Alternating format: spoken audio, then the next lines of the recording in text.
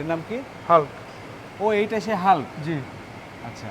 সবচেয়ে বড় গরু আপনাদের বাংলাদেশি গরুর মধ্যে সবচেয়ে বড় গরু। দেশি গরুর দেশি জাতের গরুর মধ্যে। হাল্ক। হাল্ককে মানে আপনারা কতদিন ধরে পালতেছেন? এটা আমাদের এখানে 2 বছর যাবত আছে। 2 বছর যাবত। 2 বছর যাবত আছে। এটা মূলত কোথা থেকে আপনারা সংগ্রহ এটা করছেন? আমরা বাগেরহাটে মানে একদম খামারি থেকে সংগ্রহ করা, একদম গরিব একটা খামারি। ওনার বাড়িতে পালতেন? হ্যাঁ, ওর এখানে পালা ছিল। হাল্ক। জি। এর নাম হাল্ক কেন হলো? ওই কাস্টমার ওকে নাম দেওয়া হয়েছে। ও কাস্টমার চুজ করে তার ছেলে পছন্দ করে ওই নামটা দিয়েছে। আচ্ছা আচ্ছা। হাল্কের মতো দেখতে এটা বডি বিল্ডার, হ্যাঁ? জি। বাংলাদেশি গরু সচরাচর লাল কালারের গরু এত বড় হয় না। হয় না। এটা শাহিওয়ালের ক্রস না? শাহিওয়ালের সাথে ব্রাহ্মা কারো একটা ক্রস আছে। আচ্ছা আচ্ছা।